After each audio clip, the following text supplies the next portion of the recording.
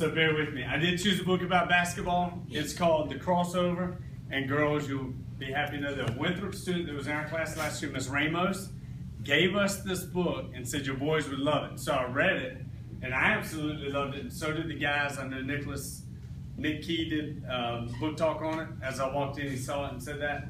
Girls, if you like basketball, it's a very good book as well. And I know Mr. Ball likes basketball because I used to dunk on him back in the day. A little hyperbolic, just a little bit. So this is The Crossover, and I'm going to read you one of my favorite parts of it, and I've got some quotes to go with it.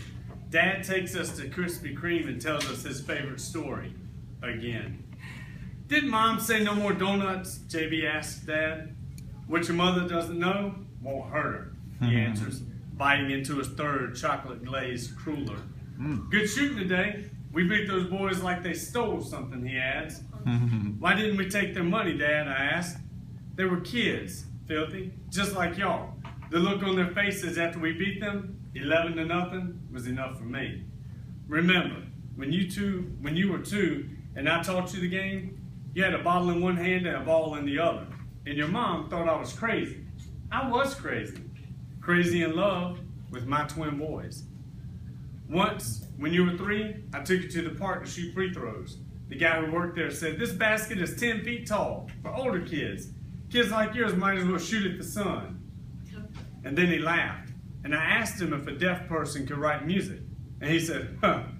Then took out his wrench and told me, I'm going to lower the goal for you. We remember, Dad. And then you told us Beethoven was a famous musician who was deaf.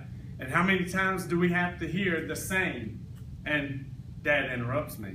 Interrupt me again and I'll start all over. Like I was saying, I handed both of you a ball. Stood you between the foul line and the rim, told you to shoot. You did, and it was musical. Like the opening of Beethoven's fifth, da-da-da-da, da-da-da-da. Your shots whistled like a train pulling into the station. I expected you to make it, and you did.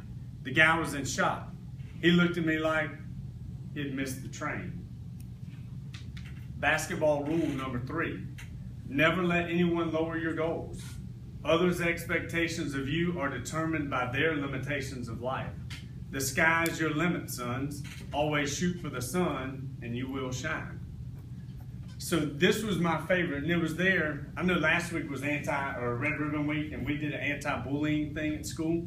And one of the quotes I pulled is by Napoleon Hill. It says, think twice before you speak, because your words and influence will plant the seed of either success or failure in the mind of another. So please be careful with your words, because you may tell someone they can't do it and they believe you, and then they'll always believe it. But if you tell them they can do it and then they're successful, then they'll always believe in themselves. So please be careful with your words. And another quote that goes with it by the same guy, this is Napoleon Hill, and he was like the first author of the Make You Feel Good books, the series of books that are inspirational. He said, whatever the mind of a man can conceive and believe, it can achieve. So if you believe you can do it, then you'll be able to do it. So take that with you everywhere you go. Don't let anyone tell you that you can't do something, because if you have it in your mind that you can, and you really and truly believe it in your heart, then you'll be successful with whatever you do in life. So that's The Crossover. If you haven't read it, I would pick it up from your library and read it.